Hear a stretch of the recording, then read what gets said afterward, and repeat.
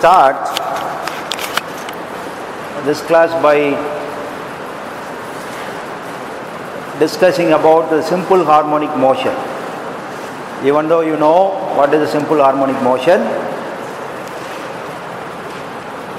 we have to review that so that we are going to discuss in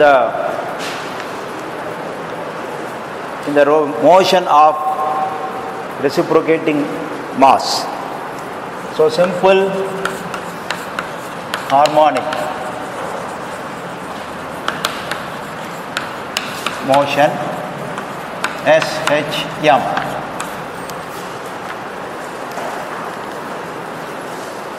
So simple harmonic motion can be hypothesized as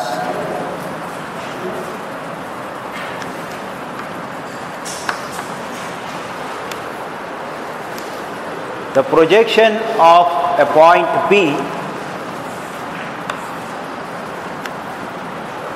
which is moving in a circular path with the angular velocity of omega. So you can think of a point P which is moving in a circular path. The angular velocity is omega.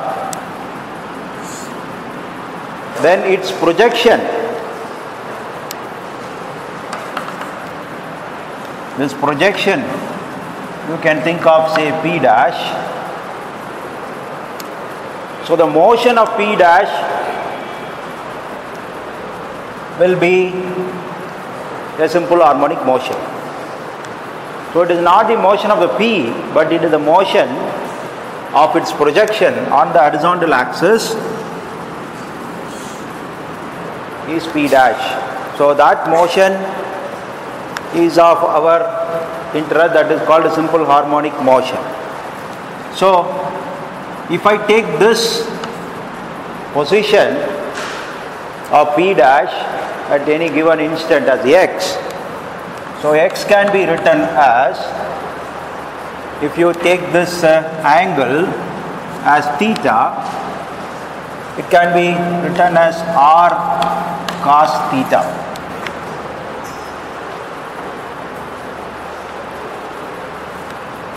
We can eliminate this theta. You can write this theta in terms of omega as theta as omega times d.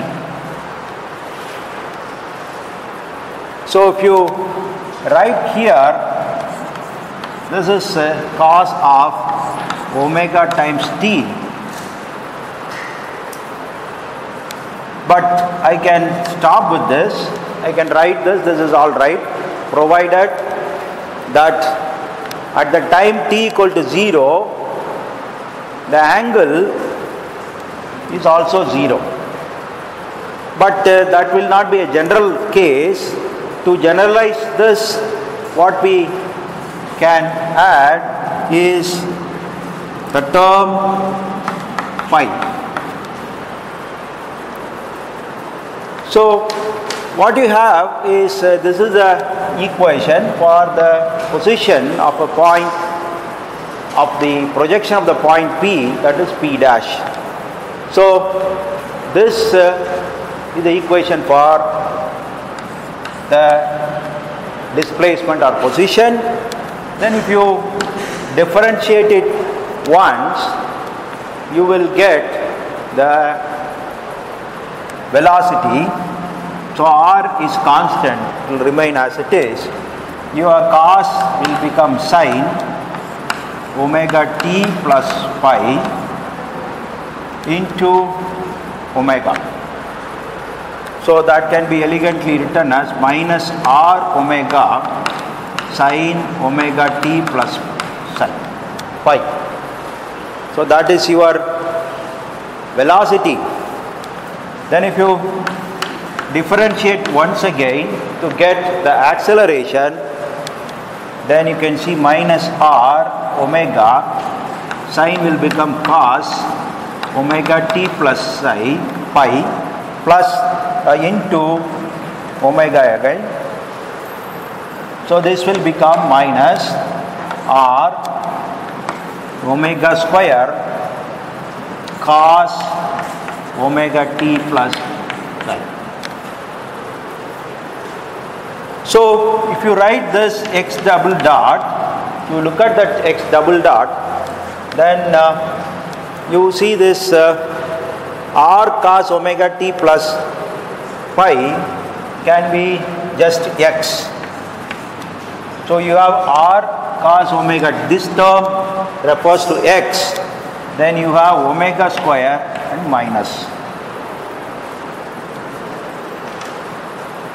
So we can see this acceleration is proportional to the displacement, wherein this proportionality constant, if you say k, and you have a negative sign over there. So if you are any kind of motion, if you are encountering any kind of motion wherein the acceleration is proportional to the displacement by negative k times, then that is a simple harmonic motion. So any motion equation, if you are able to write, this will be a simple harmonic motion wherein acceleration is proportional to the displacement x, and wherein this k can be related to omega square. So this is a basic. So if you are trying to solve any vibration problems, we will try to write the acceleration equation, and we will see whether it is proportional to displacement with the proportionality constant negative of that constant, then we can say it is a simple harmonic motion. Then this particular constant can be related to omega square. So that is called a natural radiancy. That omega is nothing but the angular velocity with which the point P would be moving in the circular path. This point P need not exist. It can be an imaginary thing also. What we are interested is the movement of point P dash on the horizontal axis. That motion is called a simple harmonic motion. So if you write that in terms of a statement, that will be better, because this is going to be the basis for all your vibrations. So whenever we show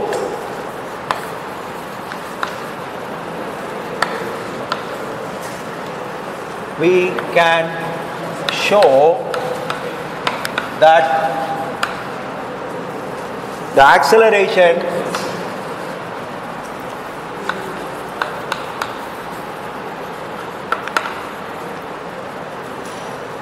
of a particle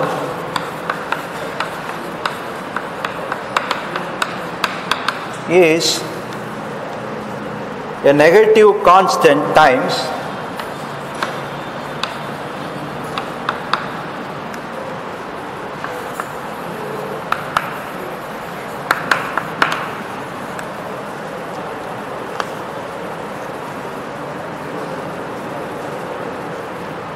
negative constant times, say minus times k, its displacement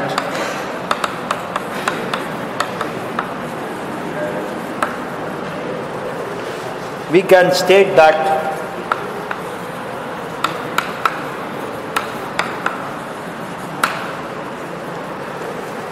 its motion is simple harmonic.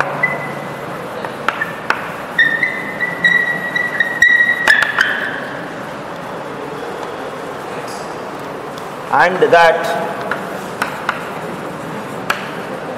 omega is equal to root of k.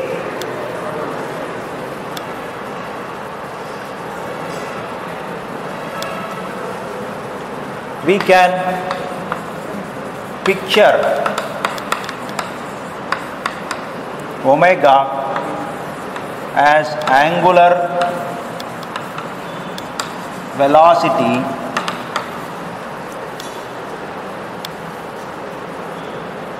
of, instead of this, angular speed of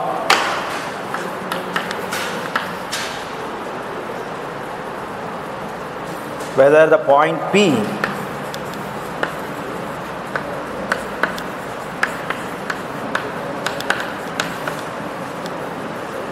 has real existence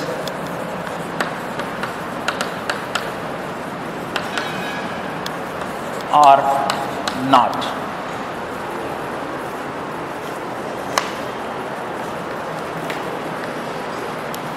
So you can see that whenever we are able to show that the acceleration is proportional to the displacement by a negative constant time, its motion is simple harmonic. It is given by the omega is equal to root of k, where this omega, the point P, need not exist, can be a hypothetical thing. Okay, so that is the statement for simple harmonic motion. You have any doubt?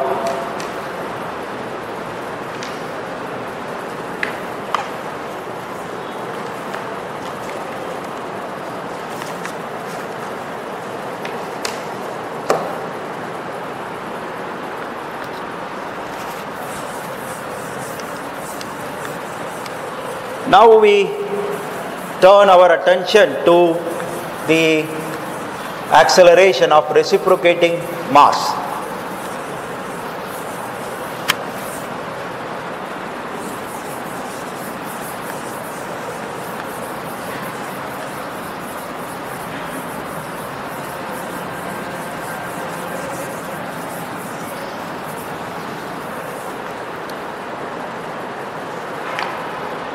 So about the reciprocating mass, if you take that exists in a slider crank mechanism, what is its acceleration? If you can recall, that acceleration of this x double dot is equal to minus r omega square cos theta plus 1 by q cos 2 theta, truncated with that term. You are not taking the higher order things. So for the, what we say, the first term as this is a primary acceleration. When it comes to the force, we can call it the primary force. Then the second term is called the secondary.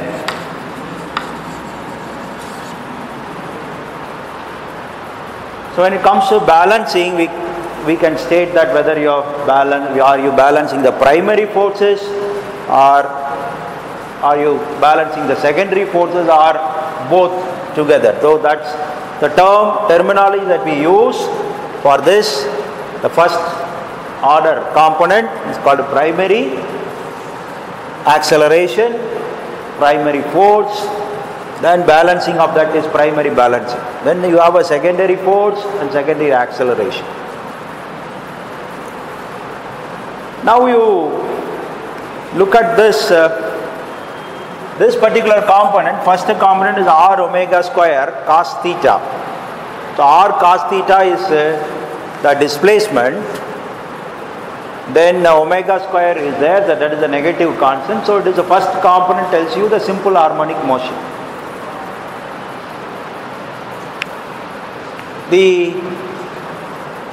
Why this, when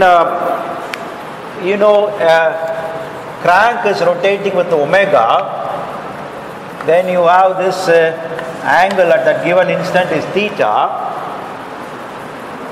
So the reciprocation of this should occur, if this crank undergoes a full rotation, this reciprocating mass is expected to move one cycle. Okay? So you can recall that. Suppose I take the two extreme positions of the crank. This is one extreme position of the crank.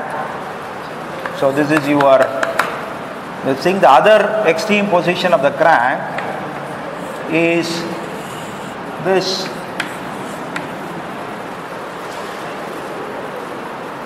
So you have these two are the extreme positions of the crank. When you take the two extreme positions of the crank and in between this it starts from here, it rotates and goes to this stage. By the time this moves by this distance, so this distance is called the stroke of the piston. The stroke of the piston is going to be 2 times the radius of the crank. So this will be your one of the dead center. This is another dead center. If it is an horizontal motion, this will be called the inner dead center. This is the outer dead center or inner dead center. Or if it is the vertical this thing, it will be the TDC and this is the BDC. So this is a stroke. So your piston is supposed to move from here to one dead center to the other dead center. When the crank moves from say 0 degree to 180 degree. Then it's from here to this position again. From 180 degree to 0, that is for that particular part of the crank, the piston will move from this dead center to this dead center. So the piston is obviously expected to complete one cycle when the crank completes one rotation. That is what it is obvious. So the cos theta term here is quite explainable, whereas why there is a 2 theta term. That means it reciprocates twice. When you rotate the crank, 2 theta means what? If I rotate the crank once, there is something that the piston undergoes an acceleration twice. Isn't it? So that is what, even though yesterday we used a binomial expansion and proved that there is existence of higher order terms. At least these two terms are predominant. So that is from the mathematics we have come. But when it comes to this cos 2 theta, it seems that it shows that it is happening twice. So when a crank rotates once, your piston moves twice. That means from here to here, from 0 to 180 degree, the piston moves not from TDC to this, but it moves like this. It moves and goes back. Some kind of a motion where from 0 to 180 degree, within that range, 0 to 180, it completes one cycle. The amplitude of the cycle is less compared to this stroke. The acceleration of that is less compared to the stroke. Whereas, but it happens, it completes one cycle when this crank moves from 0 to 180. Then when it moves back from 180 to 0, again there is a motion like this. Again one more cycle is completed. So is there any way to explain that behavior? So probably what is given in the book I shall try to explain. So you can, this is explained as the result of the motion of the connecting rod in vertical direction. The simple harmonic motion is about the motion of a projection of the particle in the horizontal direction. But your connecting rod is not moving in the horizontal direction alone, it moves in the vertical direction as well. So if you just think of the connecting rod and the piston, forget about the circular motion of this end of the connecting rod, just think about the vertical motion alone. Or for that matter, I can think of something like this, a slot being made so that this particular thing, there is a pin or something which I can provide it here, so that I can allow only the vertical motion. So I am now concentrating on the vertical motion of the crank end of the connecting rod or the big end of the connecting rod. So this, if you think of, when it is in this here, this will be at one position. When it moves up, go to other extreme, comes back here, again come back to this position. Okay, so what are the two positions if I say? So when this comes to this position, this pin takes this position, the piston will be somewhat like this. Suppose I take this length L, this distance will be equal to L. When the pin moves to this distance, that is probably equal to the radius R, this particular distance will be equal to L minus L square minus R square, square root of that. So that is about the amplitude. This will be my motion of the piston due to the vertical motion of this end of the connecting rod. But what is the frequency at which will happen? So it is here, it goes up here, so from here to here the piston will come. Again when it comes back, this will move from here to here. One cycle is completed. Then come back here, this is in this position, the piston will be here again. When it comes to this position, piston will come here. So movement from here to here. Again when it moves from this to this mean position, the piston again reaches this. So the piston, as the end of this connecting rod moves up and comes back, one cycle is completed, again moves up and come back, another one cycle is completed. So this could be an explanation for getting some part of the acceleration that is twice the rotating frequency. Okay? Otherwise in a simple harmonic motion means you are going to have only horizontal motion. So that will be the first part of it. But the second part comes due to the vertical motion of the end of the connecting rod. You have doubt? So that's you have to think. But still, I have no explanation for a higher terms. At least for this term, that is the term which has the second order, that is twice the frequency something is happening. Why this secondary acceleration?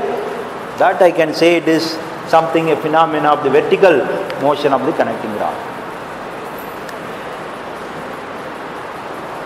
But this statement comes in the book and says, it's saying that it is very obvious and simple to understand that this motion is because of this. I don't think it is very simple to say. Now the question is, when you will have a pure primary acceleration, only the secondary component, higher order component will be eliminated from this. I have a mechanism. I want only that mechanism only to produce a simple harmonic motion. Here a slider crank mechanism, it appears to be reciprocating once like this, the general motion is like this, it appears to be giving a simple harmonic motion, but when you look at inside detail of that, it is not going to be a simple harmonic motion, it is a simple harmonic motion plus higher order terms. But I want a mechanism which will give me simple harmonic motion. Then what is that I have to do here is, you can see, if I want to eliminate this term, this Q should be very, very high. If this Q, you remember that Q times R is your L. The Q should be, if you increase the Q here, this term will tend to 0. If we make it to infinity, this will be 0. So you have to, if you want my mechanism, a slider trunk mechanism, to give a simple harmonic motion, I have to make the length of the connecting rod to infinity. But physically it is not possible. That is what we have transformed, a slider trunk mechanism into what is called as the Scotch yoke mechanism. So Scotch yoke mechanism, you can think, you can recall that it is something like this. So there is a slot in which there is a pin, and this is the entire arrangement. Okay.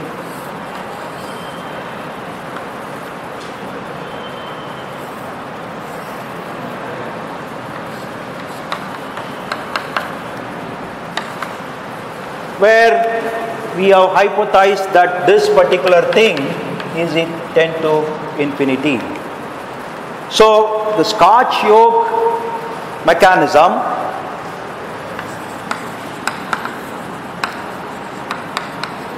is a mechanism by its design. The equivalent length of the connecting rod is infinity, so that it will produce, this part will produce a simple harmonic motion. It is otherwise is called the donkey engine. One of the other name for this is a donkey engine. Probably the reason is that even though it gives you a pure simple harmonic motion, the load carrying capacity of this thing is very, very poor. Okay, so this can be used as a mechanism where you want to produce a simple harmonic motion. That's all. It cannot be used as a machine to transfer or produce large powers. Okay, otherwise this would be the mechanism that is used for your IC engines, but it is not. The reason could be mainly due to your higher pair joint over there, which needs a continuous lubrication and higher tolerances. So that is the thing. So if we look at the kinematics of the slider crank mechanism, by increasing the Q to infinity or increasing the length of the connecting rod to infinity, you can have a simple harmonic motion. Of course, physically it is not possible, but by transformation it is possible in the Scotch yoke mechanism. That's what we discussed at the length in the last semester. You can recall. Okay.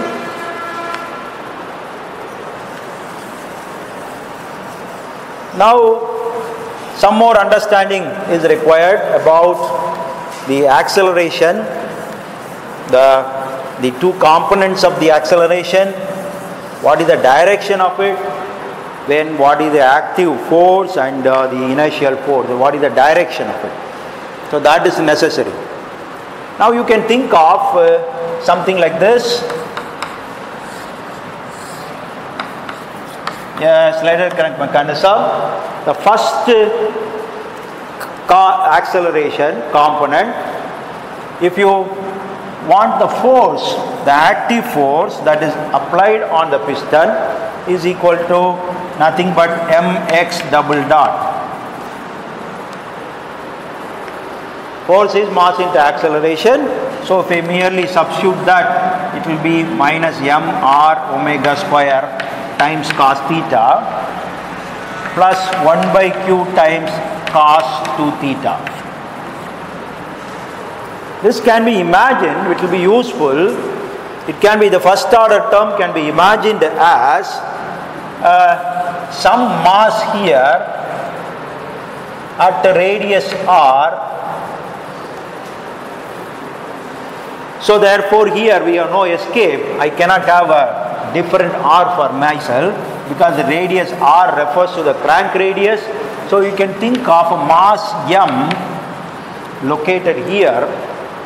The crank radius is r.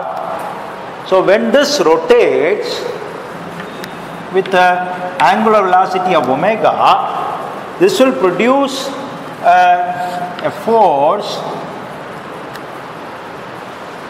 Inertial force will be in that direction. The active force, that is the force that should be applied on this mass, will be mr omega square. Okay, so mr omega square. So the theta is this component. So effectively, if you see that, this will be here. So if you can think of this as the projection of this force vector on the horizontal component. The projection of this mr omega square on the horizontal component will be mr omega square cos theta. So that is the first term. Then you can think of some other mass here, which is mr omega square. Okay, this is again mr, but it is at that instant at an angle of 2 theta. So if you think of a force here, the projection of that force on the horizontal axis will be your secondary force. So you can think that the primary force and the secondary forces are the projection of the vector. Forget about the force and this thing. It can we think of a vector mr omega square and its projection on the horizontal axis. You can think of another vector which is mr omega square, but at that instant having an angle 2 theta. That means it is moving at 2 omega. That vector, that particular vector is rotating at 2 times the crank angular velocity. So that's projection of that on the horizontal axis, your second term. So you can think of like that, it will be useful. Okay, so in later cases. Now this, now coming here, we have said that this is minus mr omega square cos theta, the primary force. What is the direction of the primary force? The crank is in this orientation. What is the direction of the primary force? Now let me tell you like this. This is another orientation of the crank. It is in the second quadrant. You can think of the piston is in the third quadrant. The crank is in the third quadrant. So you take these 3 cases. You take another case as well. That is, this is in the fourth quadrant. In these quadrants, the angular velocities of this thing is given.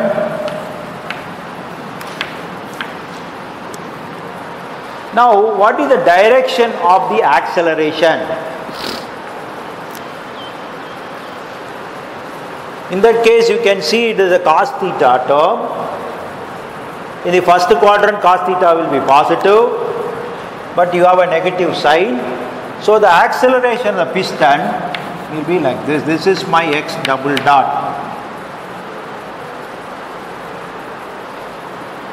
So here, this is in the second quadrant. Second quadrant, cos theta term will be becoming minus. So minus and minus will become plus. So the direction of the acceleration is like this. This is x double dot. Third quadrant also it will be minus. So you will have the acceleration like this.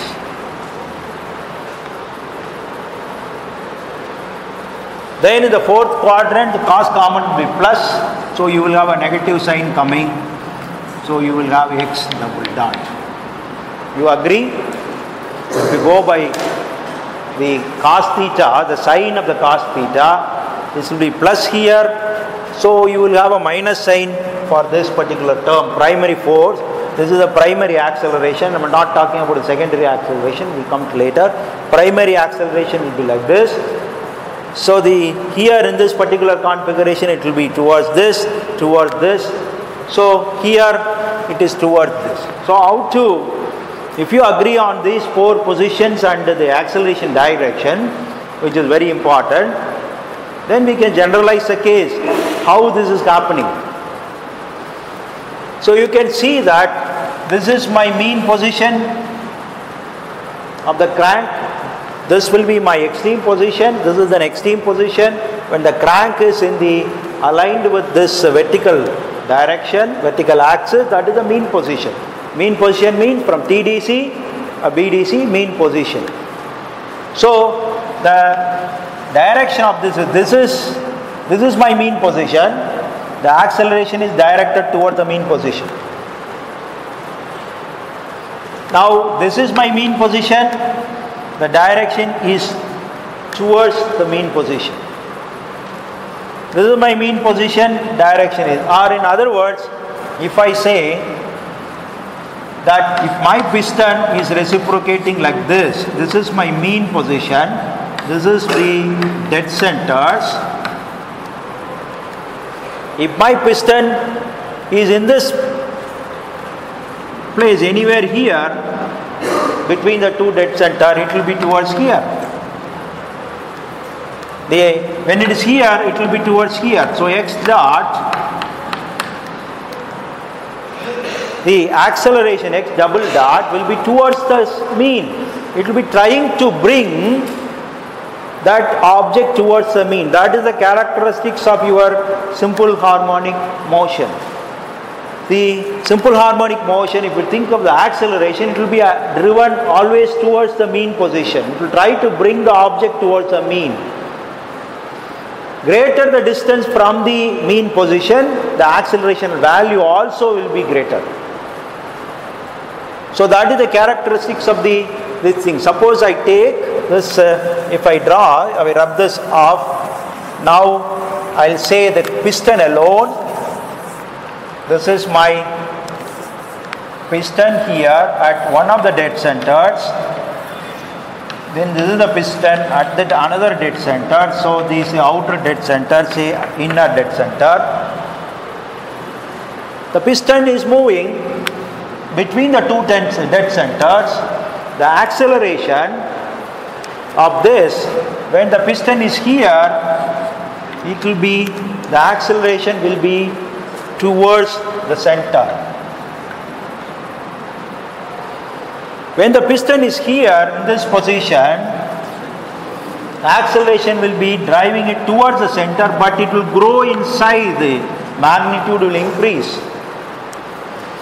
When it is in the dead center, it will be again, the acceleration will be there, but with the maximum amplitude. Okay, here and piston is coming here, it reaches here, the acceleration will be 0. But once the moment it crosses here, the acceleration direction will change. It will be changed towards this. If you recall that acceleration, imagining the direction of acceleration is difficult because it's not going to be in the direction of the displacement. It need not be. So if it is somewhere here, the acceleration will be towards this thing with a little growing in amplitude. Here when it is the dead center, it will be the maximum. So as the piston reciprocates here, acceleration is towards this direction. Acceleration is towards like this. Even it is moving towards, yes, it is moving away from this also, it will be, acceleration will be like this. Because as I told you, the displacement and the acceleration need not be in the same direction. This is what is happening. The acceleration goes to the max, 0, max again, 0, max like that. In a cycle, it goes like this. every one cycle it keeps on changing. As I told you that this may happen 100 times a second. From 749 times the g value, acceleration can be 749 to g 0. Again it reverses the direction, again goes to the 749. So the piston is suffering the worst form of torture in case of the acceleration is concerned. That's why, if you realize this, you won't press your acceleration pedal too hard. You will be quite gentle about it. Okay? But I'm not sure, because this puts a lot of requirement on the manufacturer of the pins and revolute joints and maintenance, etc. So we are not sure, but things are moving towards non-IC engine based automobiles, that is totally electrical driven. So mechanical engineering is losing to all this kinds of new technologies. So belts are replaced by direct motor control.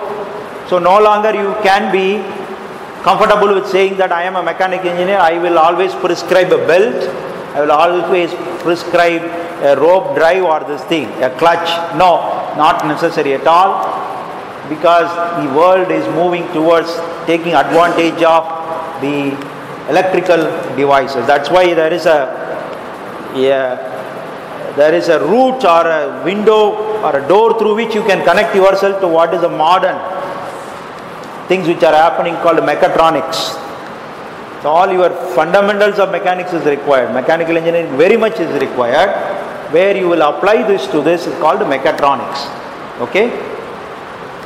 So this is what is happening here in terms of the acceleration. So if you understand that, then you will be able to say, this is my acceleration direction. In the same direction the applied force will be acting, or what is called the active force will be there. Then the inertia force will be opposite to that. That is what I have to balance. So you can realize that only if you are able to understand this direction, and especially the swing of the direction as it moves and reciprocates. Now if you take this position, which is more general and conveniently we are drawing. Now what is the direction of acceleration? Now you can say this is my mean position, the crank mean position will be here. That means this has not reached the mean position to the other side of the mean position. So the x double dot will be in this position. Okay, I am talking about x double dot. I said that it is a primary force, primary acceleration. What about the secondary acceleration? What is the direction of it? Let us not bother about it with a simple reason that the secondary acceleration is 1 by q times cos 2 theta. So that approximately say 4 times. It is 1/4 of that acceleration component. So the direction will be determined by the major component, that is the primary component. The primary component magnitude may change, but the direction will be always decided by the primary component. So that gives us some comfort, because otherwise secondary component also will have to be taken. So this is my acceleration direction. So this is the direction in which the force should be applied. So opposite of that will be my F, or let me put it here, this will also be F, small f. This is what I should balance. Okay, so this is a basic understanding or insight you must have before this thing, otherwise you may mix up the signs and you may get into trouble.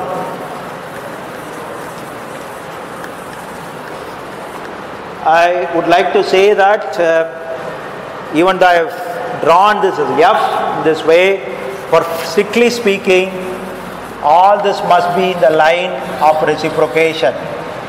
The acceleration is in this direction, it is in this line. The force is in this line. the inertial force is also in this line. The line of action will be the line of reciprocation. There is no second thought about it. Now having this F, so now the reciprocating mass, if you want to balance it, you have to balance this inertial force F. So how to balance it? So that is what our primary task. So I can say shift this here for convenience, it doesn't matter. So if I do it like this, what is the magnitude of this is m r omega square cos theta. If I don't have a provision to have another reciprocating mass which will move in the opposite direction, that is balanced opposed piston arrangement, because I would like to say that the cost is a very important factor in new engineering. If you are bothered very much about the balancing and suggest to your company saying that you have to have one more piston, then only it will be balanced. That is what I was taught in the class. If you are worried about that, you use the one more piston, then you will be look like a fool. You have to work out the cost of it. You know, for a pretty long time in the two-wheeler market, if you say, only two-stroke engines were used because they don't want to put an additional valve and a moving system or a four-stroke. So for a long time, only two-wheelers means two-stroke engines. Only later, the Hero Honda came up with that four-stroke with higher efficiency. That means more moving part they don't want to put. They don't want to, increase the cost of the vehicle. Okay, it is very, very sensitive about the cost. So this is that. So if a balanced opposite piston arrangement is not possible, can we think of something like this, where this is m at radius r. Then when it is rotating, this will produce a force of m r omega square. That's what I said in the last class. I can just provide something, then if you see the projection of this, m r omega square on here, this is also going to be theta. So this will be, the component of this here will be m r omega square cos theta. This is in this direction, this is going to be the opposite direction. So just if I keep a mass just opposite of the crank, my problem is solved. I was saying that the balancing of a reciprocating this thing is difficult, but now it looks to be staring at a very simple solution. We have this, you provide a mass which will be producing inertial force of m r omega square away from this radius, then its projection on this will be m r omega square cos theta. What is this one? M r omega. So the two equal and opposite forces, they will cancel each other. Absolutely no problem. They will cancel. But it is, you have to look at the other thing. This component, this one will have a component here. What is this value of this? See, this is a vector force. If you take one component, that is fine. But there is another component should be there. You have to, when you resolve it, you should take two components. So two rectangular components. This will be m r omega square sin theta. So by providing a mass in the crank, I have cancelled the force component in the horizontal direction or in the direction of the line of action, but the same thing is going to be acting in the perpendicular direction. So I have not provided a solution, but rather I have diverted the problem from here to the other. Okay? So there used to be a joke in a film called Muhammad bin Tughlaq. You will be asked, there is a river dispute between Tamil Nadu and Karnataka. How to solve it? The Mysore and this thing, how to solve it? Then you will say that this you give it to Maharashtra. The problem will be solved. Then how it will be solved? Because both the people will be fighting with Maharashtra.